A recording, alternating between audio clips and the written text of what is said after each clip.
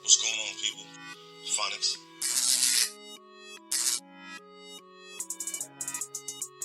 Right to truth. Yeah.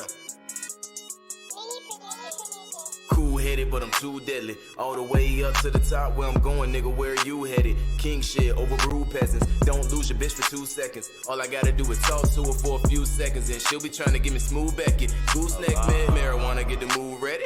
Crew reppin' since 9th grade, high school freshman. Young nigga, I was too restless. You guessed it, no cap, it's a new era. Midnight with my last bitch and my last bitch. That's 2 X's, those Eckers, 2 N's. I was gone for a few seconds and came home. Yo, what's going on, people? It's Phonicz, your boy. I'm back, man. Just like the intro says, it's been a minute. It's been a good minute. It's been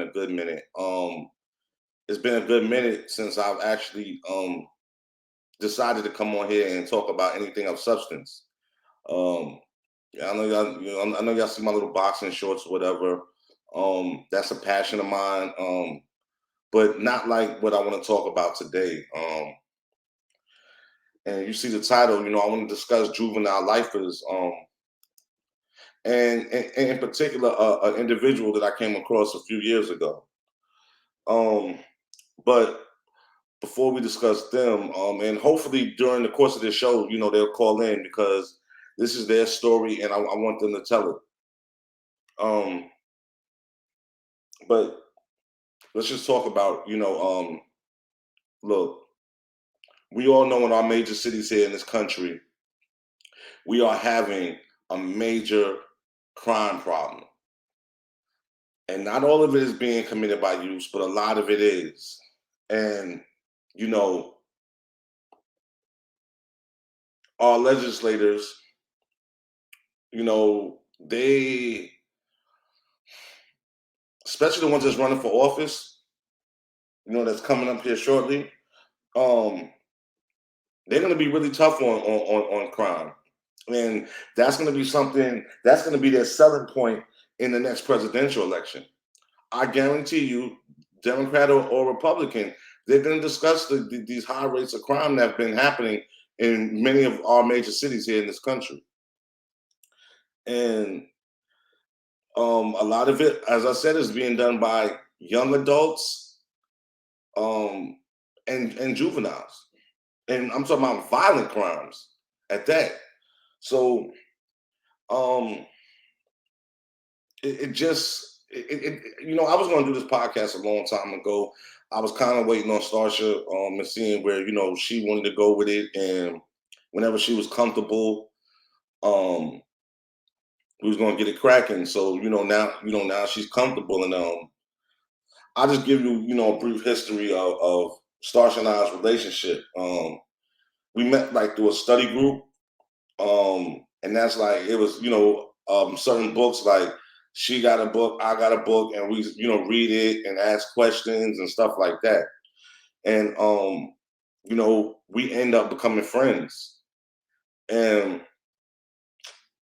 the thing I think that Starsha, respected about me and I respected about her is, well, what she respected about me is she didn't find me to be the average, guy that she would come across in years past who would, and to me it's sick, but I guess, it happens, guys emailing her and talking fresh and want to have phone sex and all of this stuff. And I never tried it like that. Think she's a very smart individual, has great analytical skills, great reasoning skills, a very mature individual, a lot mature than a lot of women out here today. And she grew up in prison. So, yeah, that's basically how, how we met. And then, of course I did, my research on her case and, because we didn't originally talk about that. Like, that's not, a lot of people incarcerated, that's not the first thing like they want you to ask them. So what you locked up for?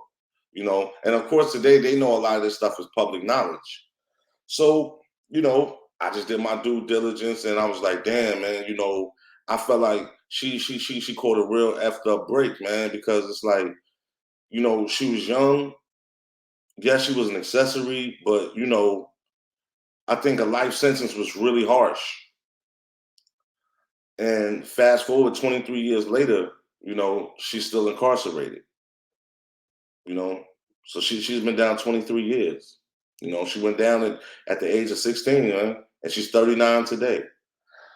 So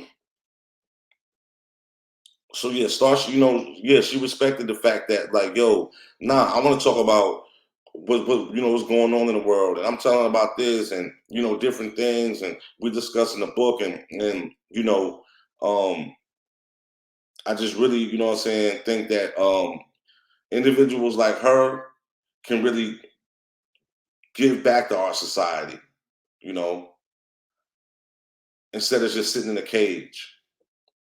I mean, she spent her better years of her life in this cage. She doesn't have any children. She's never been to a high school prom.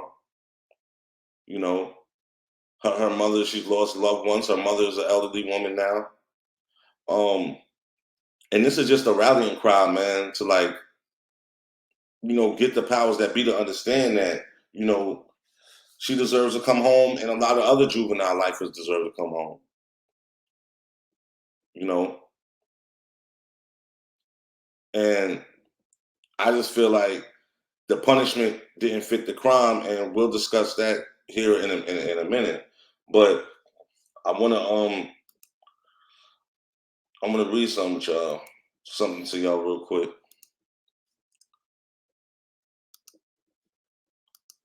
All right, and it's from the Sentencing Project. It says, in the United States, no, hold on. I'll start from the beginning. Sentencing youth to potentially lifelong imprisonment is virtually non-existent anywhere else in the world, despite evidence that adolescent brain development should mitigate the culpability of youth. All states allow juveniles to be sentenced to life imprisonment, and all but 2 states have persons serving a life or virtual life sentence for a crime committed as a juvenile. In the United States, nearly 12,000 people are serving a life sentence for a crime they committed under the age of 18. This fact sheet uses data obtained from state departments of corrections at year-end 2016 and includes details about people serving sentences of life without parole, life with parole, and virtual life imprisonment, sentences that can extend to 50 years or more. Now, for the sake of argument, I want to discuss life with parole because that's what Starsha has. She has life with parole. As of 2016, 7,346 people were serving life sentences with the possibility of parole for crimes they committed under the age of 18. These sentences do not guarantee release on parole, but allow for a parole review at certain intervals. Typically, an initial wait period of 25 years is required before a first review by the parole board. But states have extended this minimum as far as 51 years, as in the case of Tennessee. Good old South, yo. Gotta love them. States with the highest population of people serving life with parole for crimes committed as minors are California, Georgia, New York, and Texas. Combined, these 4 states hold more than 60% of the national total life with parole sentences for juveniles. We're not reporting in 5 states. Now, that's important because Starsha is currently incarcerated in the state of Georgia. That's where the crime was committed, and that's where she's been serving out her sentence. And you can see it's one of the states with the highest population of people serving life with parole sentences. And that's crazy to me. Now, hold on, y'all. We're going to jump to this real quick. Give me 1 second. We're going to jump to something real quick. Okay. So I got the parole process in Georgia, right? Okay. It says most parole eligible inmates, and this comes from the parole process in Georgia, State Board of Pardons and Paroles. It says most parole eligible inmates are statutorily eligible for parole after serving 1/3 of their prison sentence. However, few inmates are granted parole at their initial eligibility date. Eligible inmates are automatically considered for parole, regardless of appeals or other legal action by the inmate or his or her representative. Now, Starsha, I believe she just went up last year. I believe that was her 2nd or 3rd time. and she was granted a clemency, and we're going to get to that. A decision to grant any type of clemency requires an affirmative vote by a majority of the members of the parole board, excluding life sentences at the time of consideration. The board will establish a tentative parole month in the future or will deny parole entirely. Starsha got the tentative parole month in the future, and I believe it's coming up here in November. The board may reconsider and change a prior decision in a case for any reason at any time up to the date of release. Georgia inmates who are eligible for parole have a right to be considered for parole, but they do not have a right or liberty interest which requires release on parole. A TPM, tentative parole month, is not a final release decision. At the TPM, the board will complete a final review of the defendant's case file and determine whether to set a parole release date. Now, I'm going to tell you what I don't like about the parole board in Georgia, right? You can't have people come speak on your behalf. You can't have people that can personally come and attest to your character as an individual. You can send all the letters you want to them. You can email them. But what I don't like about it, that is, I don't know that you're reading my email. And I have sent emails to parties in parole on behalf of Starsha. You know what I'm saying? But how do I know that you're reading them? Because you already replied with the automatic reply, oh, thank you for sending an email, blah, blah, blah, blah, blah, blah. It should be people that should be allowed to come there and to speak on this inmate's behalf. And the inmate's not even allowed to go speak in front of the board on their behalf.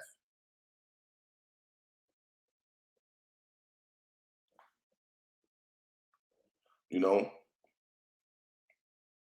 Life sentence inmates are considered when they become eligible under Georgia law. Unlike other offenders, the board's guidelines are not used, and the TPM is not the result of the board's decision. The board's decision is to either grant or deny parole. A life sentence inmate receiving a grant parole decision may be required to complete a Department of Corrections work release program as a precondition to parole. If parole is denied to a life sentence inmate, the board, by policy, will reconsider the case again at least once every 8 years. The duration between considerations is a decision made by the board.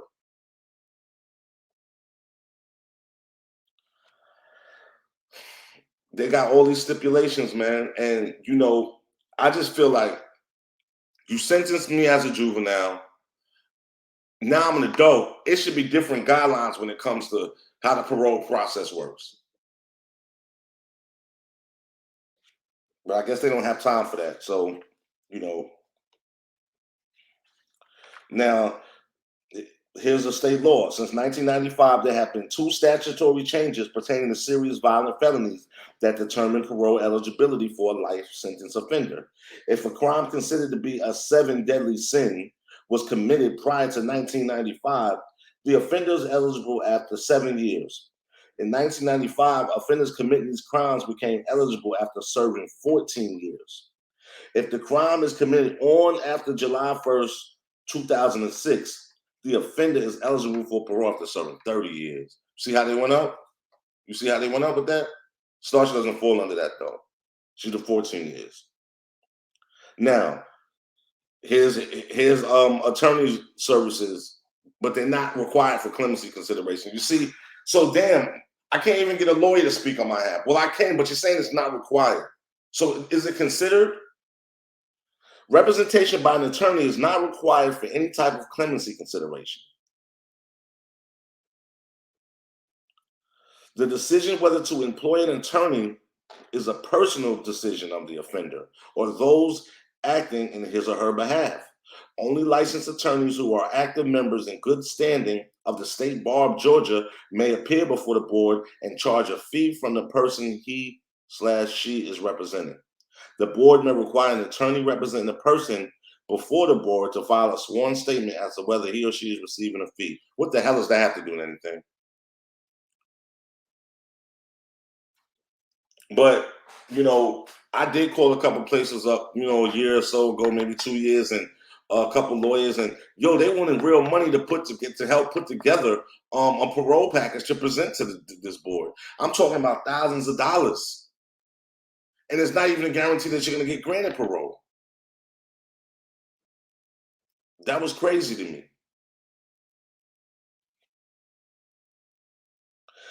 Here's pre-parole investigations. But no, I'm gonna pause that for a minute. So let me go ahead and finish this. You know, and it says 80% of the youth serving life sentences are youths of color, and more than 50% are African American. In the southern states of Alabama, Louisiana, Mississippi, and Virginia, over 80% of the youth life sentence population is African American.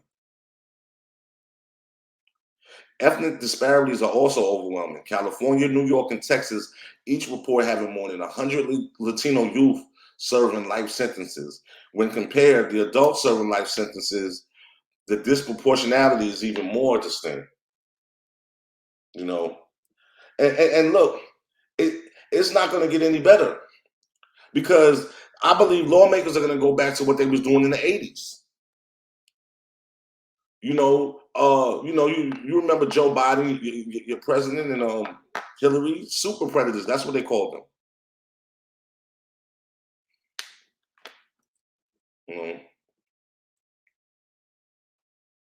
You know, and it says the U.S. Supreme Court's decision to limit life without parole sentences for juveniles has allowed approximately 2,000 people to be considered for a sentence review. This development has come about because of the established science showing the importance of brain development on decision making. For the young people sentenced to life with the possibility of parole and the young people serving de facto or virtual life sentences, their future is yet undecided, as the appropriateness of a second look for these two classes of life sentenced individuals has not been addressed directly.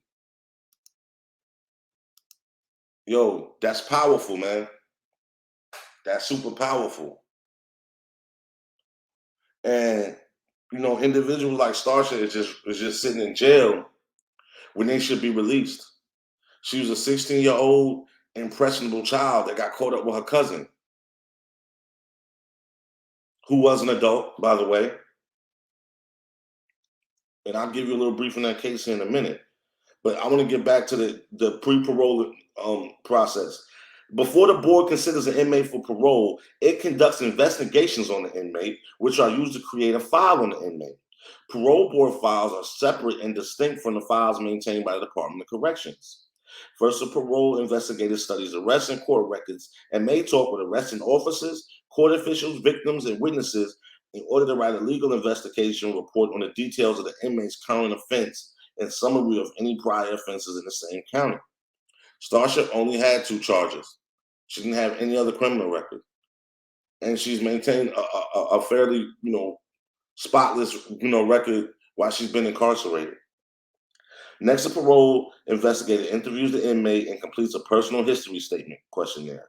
The inmate is asked, among other things, where he has resided and worked, who his family members are, and where they live, where he plans to live and work upon release, and what his own account is of his crime. Before the board makes a final decision to parole an offender, the board reviews a parole review summary from the Department of Corrections. This discusses the offender's behavior, attitude, physical status, mental and emotional condition, participation in self-improvement activities, and work performance. Board may, at its discretion, request a psychological or psychiatric review of the inmate. You see what I'm saying? Other documents in the case file include a Federal Bureau of Investigation or Georgia Crime Information Center record of arrests and convictions, classification and admission summary on the inmate's condition when he entered prison, disciplinary reports, relevant and non-repetitive correspondence, and summaries of interviews with contacting the board. And I just think that it would be more powerful if the inmate was allowed to speak to the parole board and individuals on their behalf. I think this is very it's what's the word I'm looking for? It's not to me it's not direct contact enough. Like, you're not really getting to talk with the person and really see the person's face and really recognize the sincerity. You're going off with another individual by the scene. What if that said inmate was having a bad day that day?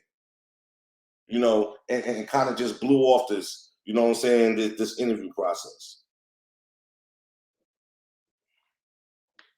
Again, they're saying the parole process in Georgia is an open public process, allowing for correspondence about the case to be sent to the board at any time during the offender's incarceration, up to the point of parole release. Victims, prosecutors, district attorneys, and the public may send the board information. Again, how do I know that you're reading or taking my information into account? Let me come there and talk to you. Let's do this by Zoom.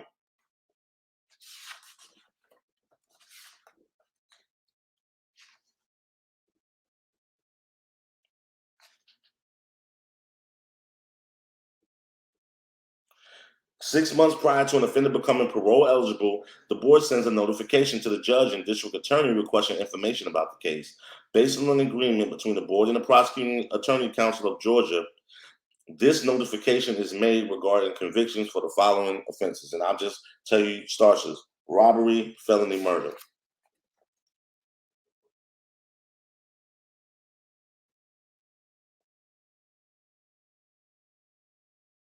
So they talk about work release and all of that.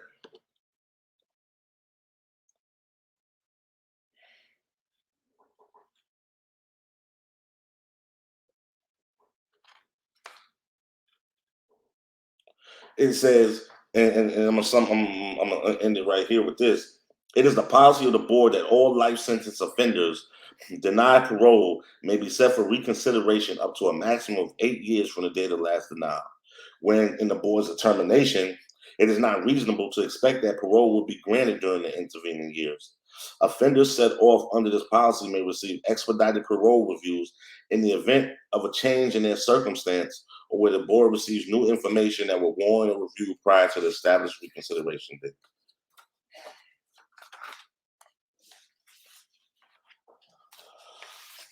So,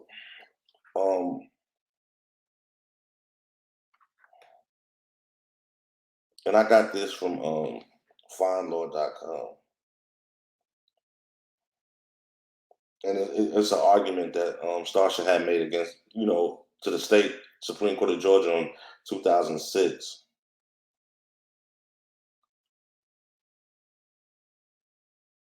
I'm not going to get into her argument per se, but I just want to tell y'all the events. Okay, so the record shows that Scott and her cousin Melvin Cooper shared a bedroom in the apartment of Scott's mother, and they lived in Cobb County, Georgia, in the city of Marietta. On the morning of May 10th, 2000, Cooper woke Scott and told her that he was going to rob a nearby gas station. Cooper asked Scott to accompany him, and Scott agreed to stand over the scene. Scott and Cooper were seen leaving their apartment building that morning in big, heavy clothing not needed in the warm weather. Scott followed Cooper to the back of a nearby gas station, and on the walk there, Scott observed that Cooper was carrying both a canister of mace and a gun. While inside the gas station, Cooper shot and killed the store clerk and stole his credit cards. Scott was close enough to the scene to hear the gunshot and observe the parking lot. Following the shooting, Cooper discarded the heavy clothes he had been wearing in the woods behind the store, and Scott discarded her jacket as well. As soon as they returned to their apartment, Cooper and Scott began using the store clerk's credit cards to buy groceries, clothing, haircuts, pizza, and gifts for their friends. The stolen credit cards, the victim's wallet, and the likely murder weapon were found in the apartment, and a number of the items were discovered in the bedroom where Scott and Cooper shared.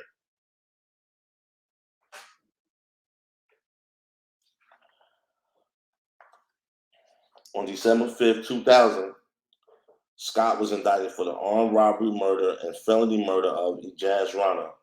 A jury found Scott guilty of all charges, and on December 17th, 2002, and the same day, she was sentenced to life imprisonment for murder and 15 years concurrent for armed robbery.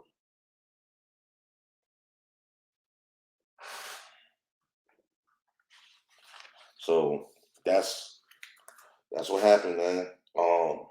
Again, she was a teenager. We're talking about 23 years ago. Nearly 23 years ago. In a few months, it'll be 23 years. And she's been locked up all that time. So when do we have any type of compassion? Like, It's crazy. It's just really crazy to me because you're keeping people like, number one, it's costing the taxpayers a hell of a lot of money, and number two, they have something to offer society. There's no doubt in my mind that if released, Starsha's going to live a positive and productive life. She was never a criminal to begin with. She was like many of us who fall to peer pressure and we get caught up. I tell Star all the time, yo, that could have been me. Yo, do you know how many times my homies was going on missions and I just happened to, back out of it for some kind of way? You can call it a divine intervention. That's fine. I accept that, whatever. But there was plenty of times. And I'm only 3 years older than Star.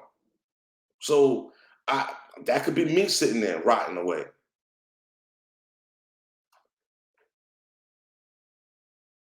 And I understand being tough on crime. I understand all of that. But we also have to understand, and look, I'm a staunch critic of, yo, throw your ass away. You killing innocent people, you doing all of that, yo, you gotta go sit down, possibly for the rest of your life. But I do understand if these are children that's making these decisions, and especially if they weren't the trigger person, I think we need to reevaluate things and we need to do it right away.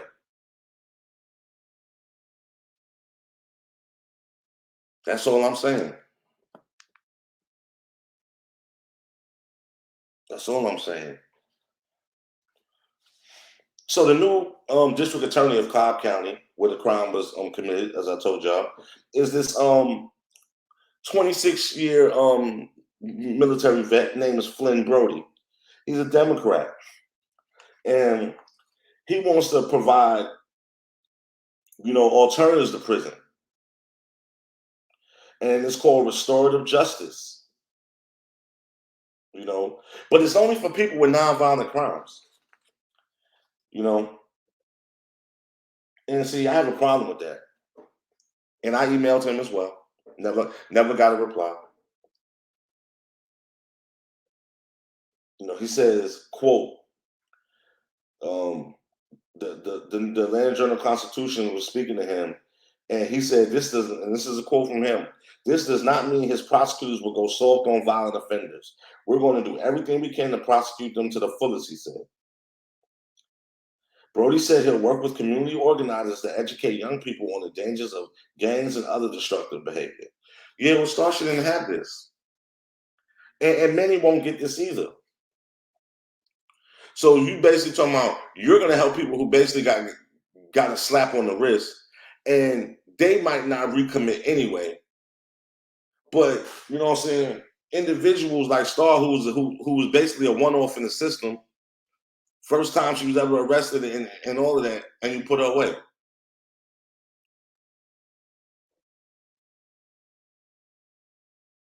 Trying to for the rest of her life. I don't get that. I don't get that, Mr. Flynn. Flynn Brody. Sounds like the name should be the other way, right? Brody Flynn. What the hell is the Flynn Bro? Black man too. Might be West Indian. But anyway, yeah, man. We have to figure out a way to treat these children when they're incarcerated, give them the psychological help they need, give them the tools that they need to come back out here in this fast society that we live in today. If not, for a lot of them, yes, you will be releasing repeat offenders. And that's your fault. Because for many of them, all they've become is better criminals. They're not going to learn anything. They need to have intense psychological, treatment for the trauma that they've endured in their life.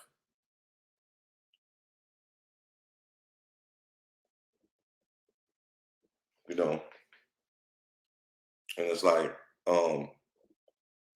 It's just like nobody wants to see this to keep becoming a problem, but it is, man. And I can have a million solutions, but I'm not really talking about that today. My solutions for trying to end this, but what I will say is that if we don't put when these young people are incarcerated for these long spans of time, if we don't put programs in place for them, when they do eventually get released, if they do, and they're older people, what are they going to do? Mhm. Starsha she has a great support system, and she's a highly motivated person. So I have no doubt that she'll succeed out here. But everybody doesn't have that same, you know, those same resources. You know, and I think that that's something that it really needs to be talked about. You know, and she needs to be let out that cage, man. She really does. In another article, it said in 2016, the Georgia Supreme Court ruled that juveniles could receive life without parole sentences in exceptionally rare cases if they are found to be irreparably corrupt or permanently incorrigible. How can you determine that? See, this is what gets me mad about these states and everything. And I mean, I know we talk about states' rights and the government gets into federal government takes over too much, but this is why you need the federal government. That doesn't make sense after we've already established that scientifically a child is not. They don't have the cognitive abilities that somebody of in their late 20s is supposed to have. What you're also not realizing is when you keep these people locked up for so long, especially young people, a lot of them come out and they're arrested in their development, which means they're still the same age they were when they were first incarcerated, many of them. They were never taught life skills. They lack maturity.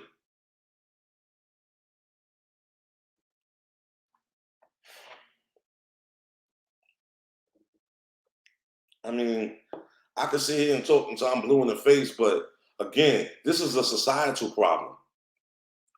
And as a father, I don't believe in throwing kids away. Do I believe everybody can be saved? No, I don't. I absolutely don't. I don't. But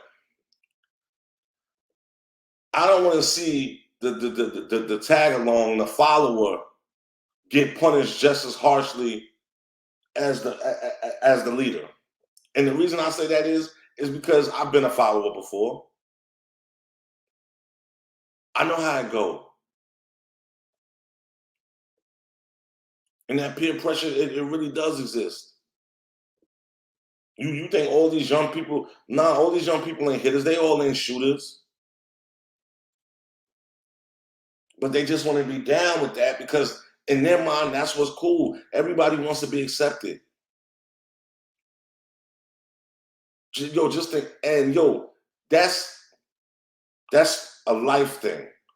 Look at how the country is so split up. Everybody wants to be accepted by their particular group. It's funny how we talk about these street organizations and gangs, but then everybody's in a gang. LGBTQ, that's a gang.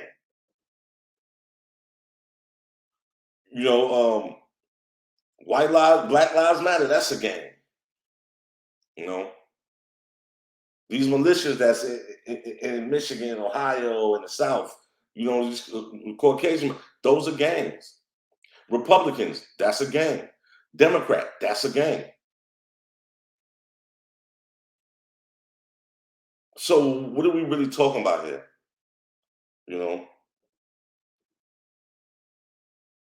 are we being hypocritical as usual? These are things that we really need to analyze, people, because again, you're throwing people away for the best years of their life, and I don't believe that should be the case. And I'm very sympathetic to the victim. He should not have lost his life that day. And the two people that were there on that scene, yes, they should pay.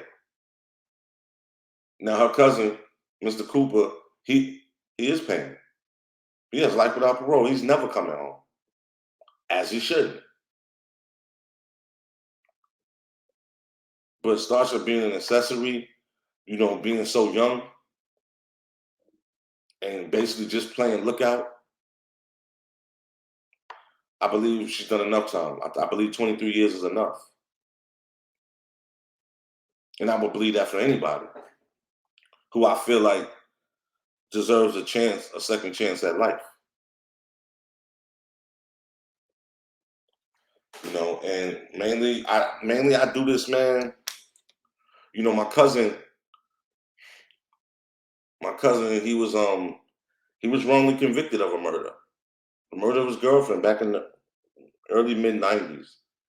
And he served 20 years, man, over 20 years for a crime he didn't commit. Totally different things, I know. Innocent guilt, I get it. But the thing is, we in a day and age now where we have to right our wrongs. You have all these people talking about reparations and what they think they're owed in the government, and the Spanish people built this and what they're owed. Okay, they're talking about what their ancestors did in the past, and they feel like they should be compensated today. I'm not talking about that. I'm talking about these people today who are still living, who are really technically buried alive in the prison system.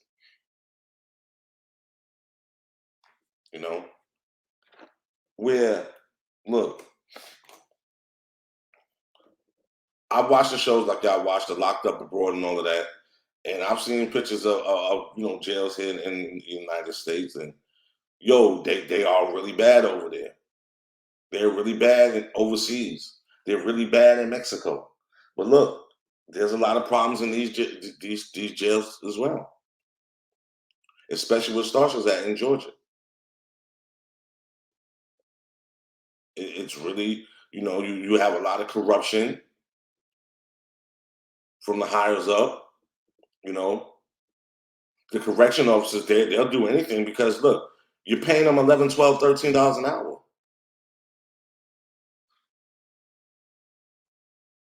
That's not no money. I don't care where you live. It's not enough money to deal with a bunch of inmates all day. And the conditions, they're just poor.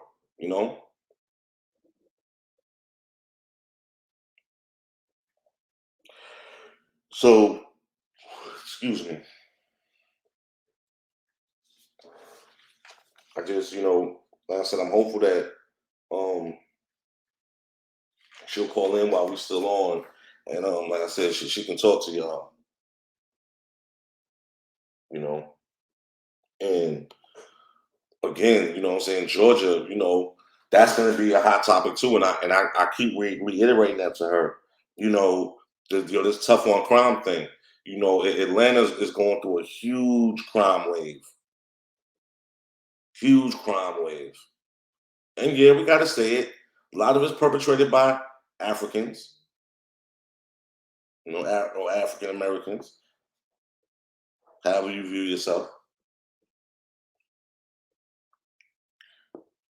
And the governor, Brian Kemp, he's all with throwing away the key. Because everybody, look, I tell Starsha this all the time. Don't take nothing personal. Everything is political, man. Everything is business. Your incarceration is part of a business. Your incarceration is used politically. That's what it's all about. To keep a certain ruling class in power, and they'll tell the citizens of this country, of their state, of their city, anything to make them feel better. So that means keeping you in there, little old you, who's almost a 40-year-old woman who ain't busting a grape in a fruit fight. Keep you down as long as they can, because we want to keep the people safe. Interesting. I believe it was Leslie Van Houten. Let me make sure I got that right now. Hold on, because I believe it was Leslie Van Houten.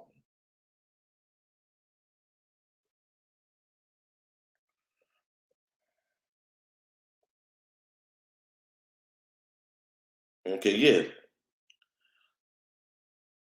Leslie Van Houten, you know what I'm saying? She got granted parole. She's been in prison for 53 years. She was part of the Manson family, Charles Manson. You know, killed Sharon Tate and the heir to the Folgers empire and all of that. She's 72 years old now. When is enough enough? Again, and she was a young adult when she committed her. She was 19 and she was a follower.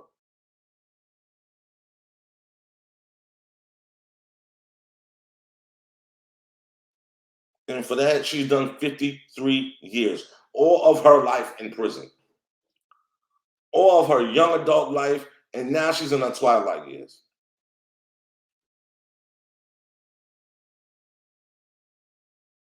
So this is what I'm saying. When do we see enough is enough, man? I mean, again, and the burden is on the taxpayers. Yo, when people are sitting down for all these years, I don't have the numbers in front of me. I couldn't even imagine crunching them. Imagine what it's been costing to take care of Leslie Van Houten for the last 53 years, or Starsha for the last 23.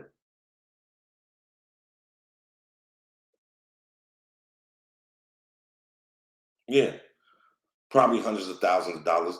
For Leslie Van Houten, I would say probably $1 million, more than that. Feed her. You know what I'm saying? She got to go to medical. Um, she need tampons, toothpaste. All of this stuff. You know.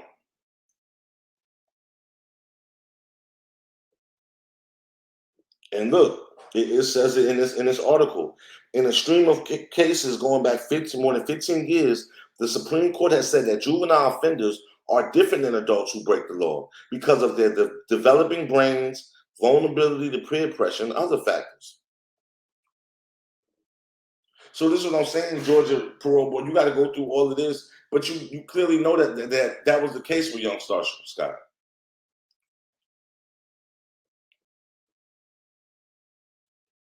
So you're not looking like you tough on crime, keeping her there. You look like you wasting taxpayers' money.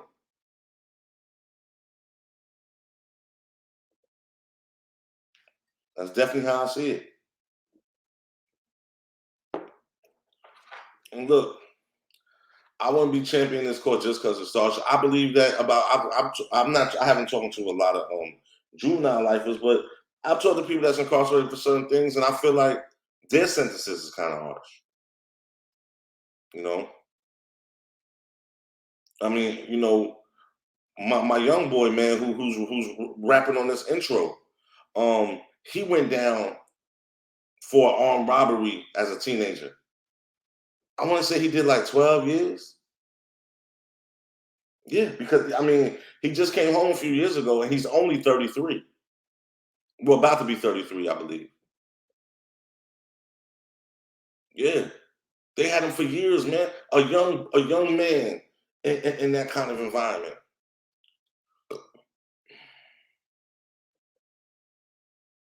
Excuse me.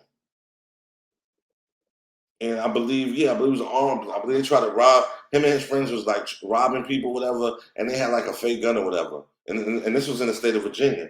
And they threw the book at him. You know. And I just feel like and that was his first offense as well. And I just feel like we gotta do better than that, man. You know what I'm saying? If we're gonna lock them up for long periods of time, while they're young, we at least got to get them the extensive help that they need while they're in there. You know, but this is not gonna happen because now we're talking about money and we talking about paying people and cities will invest their money in law enforcement, i.e., cops, but they won't invest that money into the correction system. That's what it's called, rehabilitation system That's what it's called, and really get and establish the help that people need. You know, no, we just sit them in there, let them just stew, and then throw them back on the streets, and it's on and cracking again.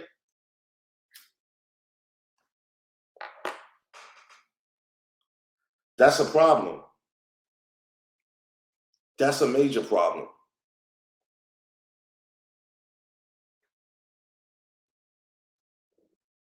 You know, and look, like I said, I know career criminals. I know people like there's no help for them. That is just what they do. They've been doing it since they was teenage. I know people like personally. But you can't sit here and tell me a person made one mistake in their life and they deserve to pay for that forever. That doesn't make sense. We supposed to be the land of second chances. That's what we do, right?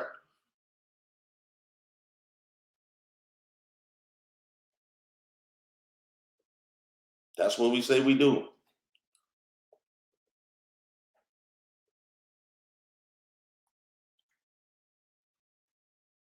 So, um,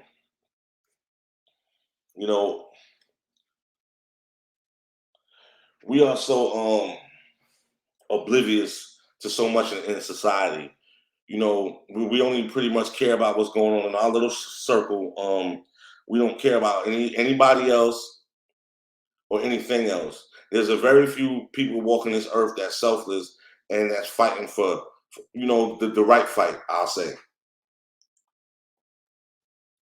I think people get focused, you know what I'm saying, on the wrong kind of fights. And to me, that's stupid. I believe this kind of fight is very important because our children inherit our society. And no, Starsha's not a child. She's a grown ass woman, you know. But when we release people, and I believe she's going to be released very soon. I believe before the end of this year. That's all, you know what I'm saying? That's how we talking. You know what I'm saying? We speak things into existence over here, you know. And she's expressed a desire to want to come out and talk to the kids and do stuff like that and to keep them from going down the court. Hey, hold on, y'all. Hold on.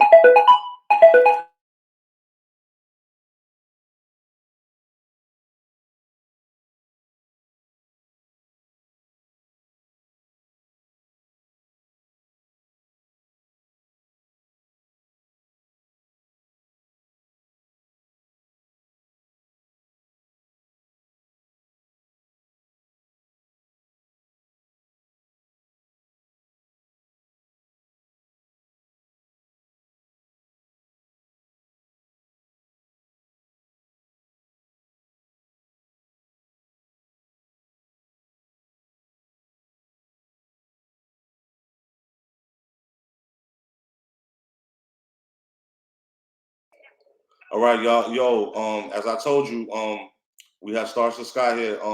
She's calling from Pulaski State Prison in Georgia. Star, go ahead, man. Welcome to the show. Hello? Yeah, go ahead, Star. Welcome to the show. Okay.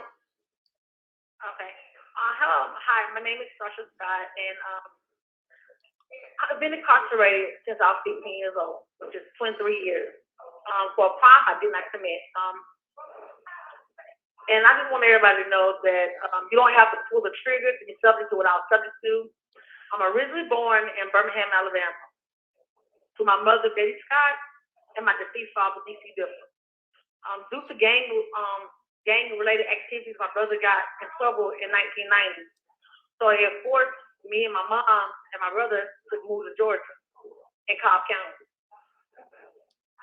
Well, I guess my brother didn't like it, so he left. My mom stayed. I was raised up there for about, babe, can you cut it? I want to try again. Can we do it again? Huh? Can we do it again? Can we do it again?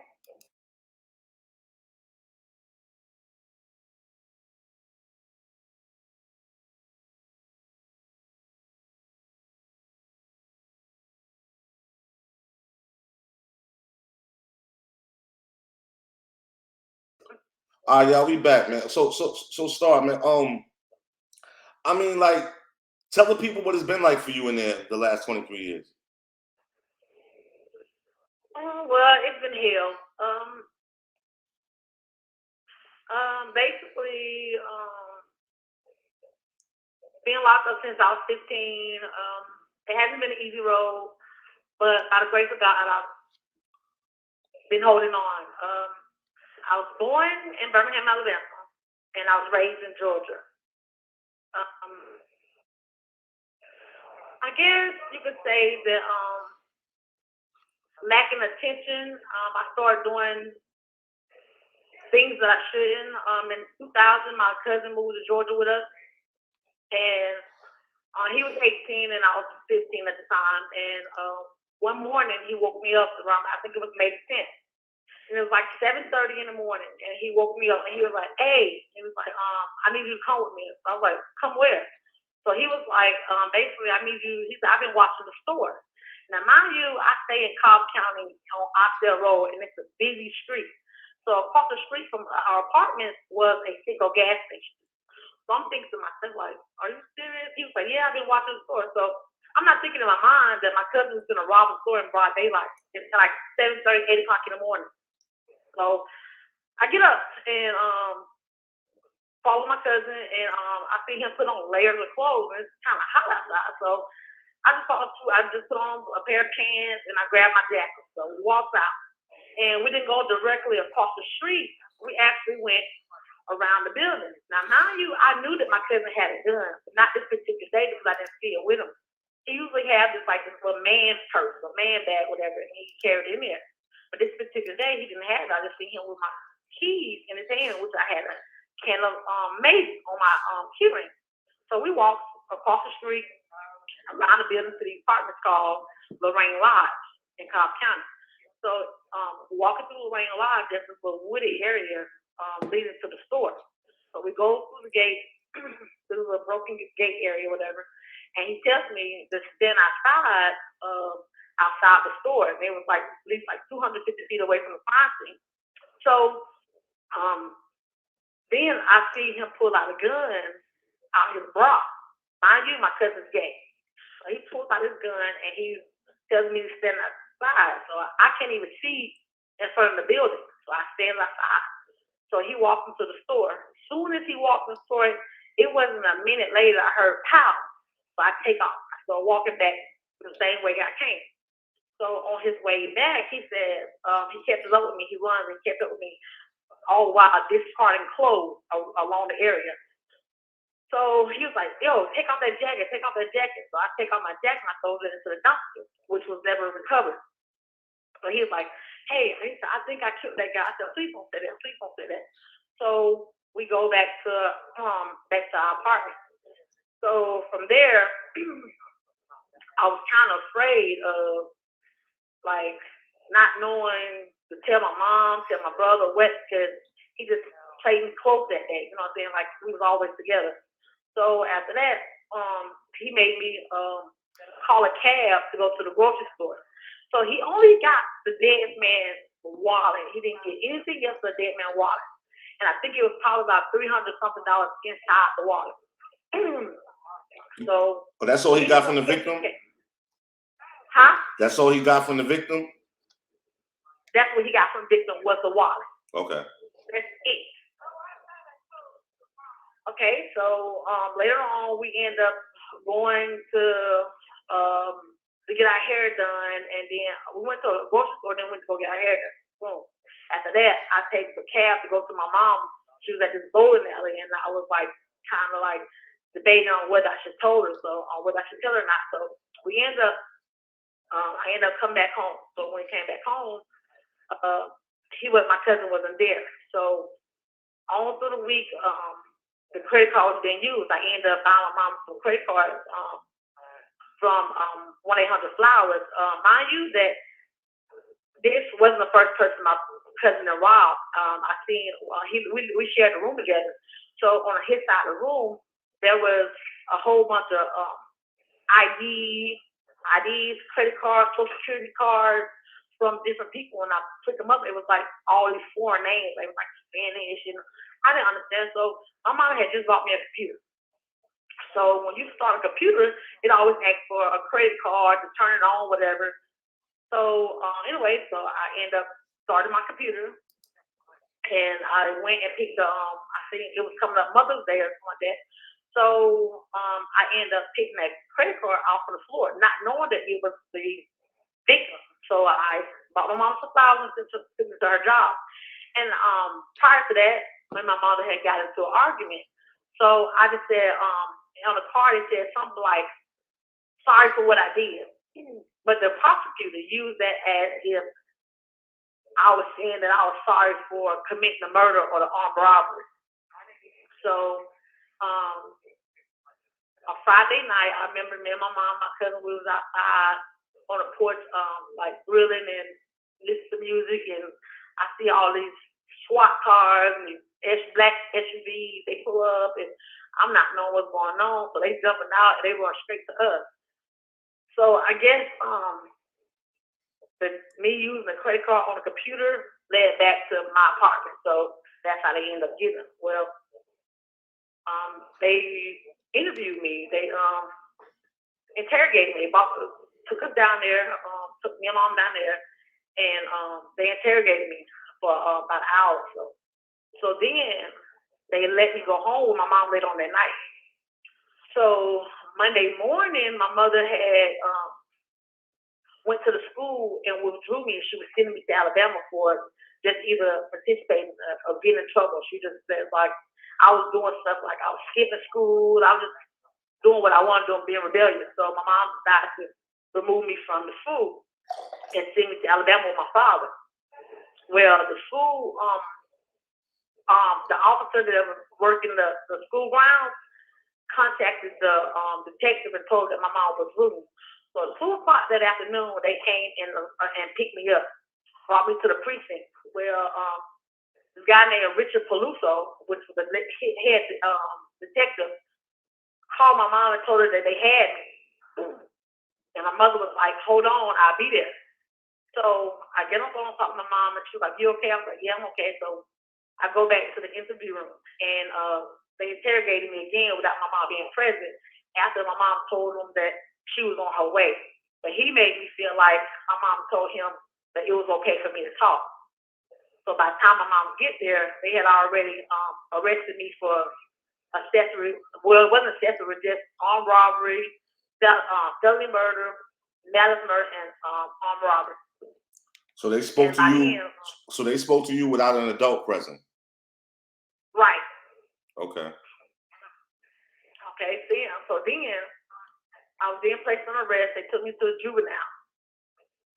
After I turned 16, they took me to Cobb County. A month after I turned 16, like August the 3rd, they took me to Cobb County Adult Detention Center, which I was told that I wasn't supposed to be there until I turned 17. But they held me there until I was 17. I was in a lockdown cell for 11 months until I turned 17. Well, I came out a total of 3 days, a Tuesday, a Thursday, and a Saturday for a total of 2 hours. 1 hour they kept me outside in a ret cage until they fed the whole dorm, the whole pod. Then they brought me back in, and within a whole hour, I had enough time. I had to shower, clean my cell, and use the phone within that hour. And that went on until 2001. And they waited till I was 17 to try me as an adult. But a year before then, my co-defendant, which is my cousin, Devin Cooper, he took a plea telling them basically that in order for him, that he gave his life away. He signed a plea for life without parole in order for me to for them to let me go, which I have papers in black and white. But they didn't even acknowledge his question when they asked him. And basically, they asked me to testify against him. They were seeking a death penalty for him at first, and they asked me to testify against him. And when I refused, they basically said they got me for aiding and abetting anyway. So I had an attorney named Mr. Jimmy Berry, and he told me basically that they didn't have a case against me. And my mom was doing payment plans for him because he wanted $10,000. But he said I only seen him a total of 3 times, and he said they didn't have a case against me, and that I wasn't going to give him a stand.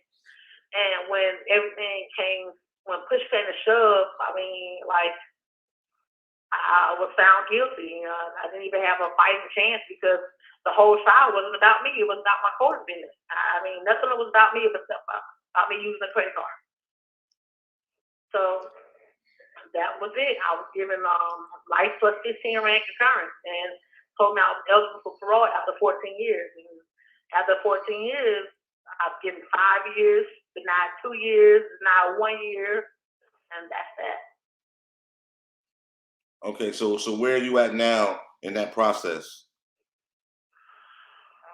Well, last year in July, I was given a 90-day clemency, saying that for my behavior, I was able to make a clemency after 90 days. Well, after my 90 days was completed, they told me a month later that they denied my clemency and gave me a year. And gave me November. So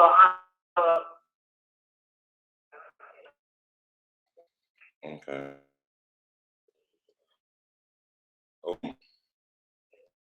Do you think? I mean, I know you have remorse, but do you feel like you've done enough time? Absolutely. I feel like that day that 3 lives was taken, not just one, me, my cousin, and the victim. And I just feel like there's no amount of time that, you know what I'm saying, like I can ever do and the person will feel like they've been justified. And I just felt like after, you know what I'm saying, after a certain amount of time, like I became a child, and you know how the Bible speaks. You know what I'm saying? When your child, when you grow up, you put away childish ways. But you know what I'm saying? I just feel like I've done my time. I've been remorseful, and I've changed. I'm not that child that I was. You know what I'm saying? At 17, I'm a grown woman and responsible. You know, so I accept responsibility for what I've done. But how much is enough? I agree. And I was telling the listeners that before you called in. Charles Manson. I don't know if you ever heard of him, but you know, one of his followers, she just finally got parole after 53 years, man.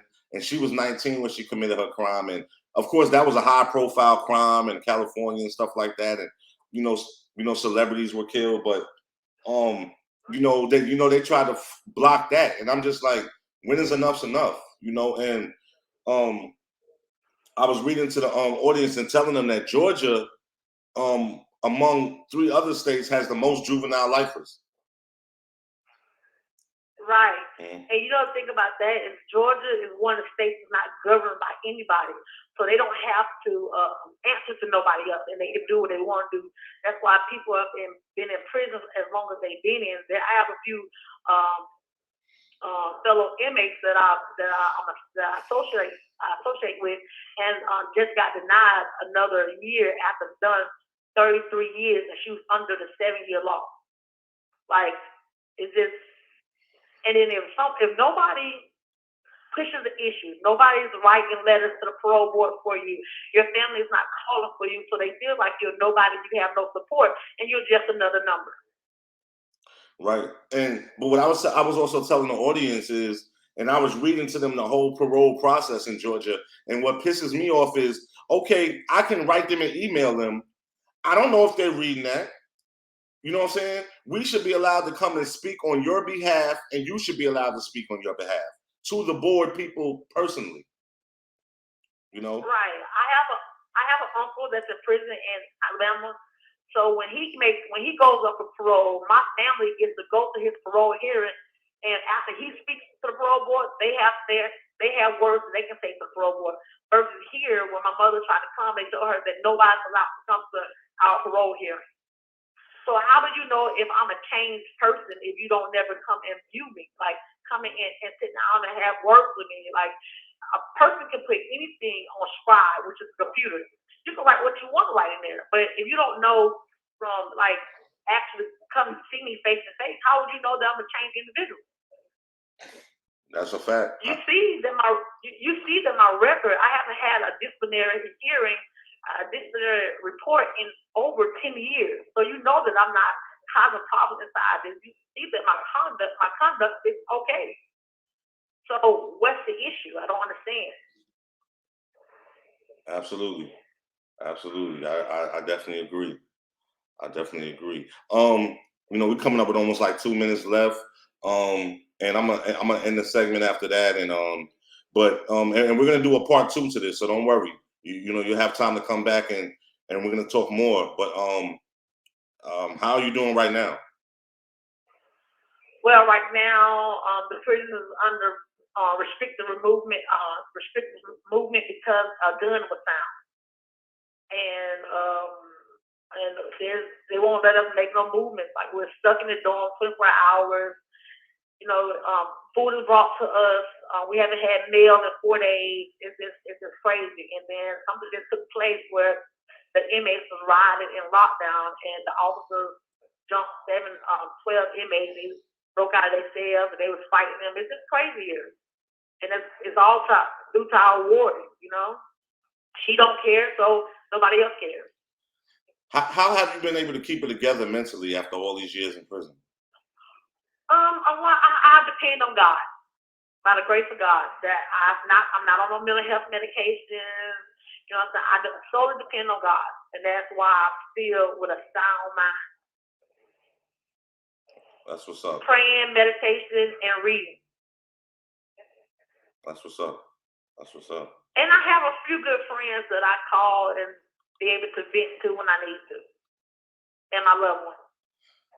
And that's the main thing, that's what I was telling the listeners, like so many people forget about people that's in prison. It's like out of sight, out of mind. You have 1 minute left. All right, Star. Hey, call me back in like 30 minutes. Okay. All right. Bye-bye. All right, y'all heard it, man. That's Star, man. Starsha Scott, man. And she told a little bit of her story, and hopefully we can next episode we can talk more about it and get more into detail and more in depth and find out what's her plans when she does get out and when she does come home, and what she wants to do. I know she's been waiting for that day forever, and she has dreams and all of that, man, like we all do. So I'm about to get off of here. Man, subscribe to the channel, man. Thank y'all, what I'm saying, for still listening, still supporting the movement. I'll be back, man. This was definitely it was great for me to do. And the reason I say that is because, again, I want to bring attention to issues that matter, that are important. And I believe Starsha's cause is important, and I believe she should be home with her family. Hey, thank y'all, man, for tuning in, and be safe out there, and I'm gonna holler back.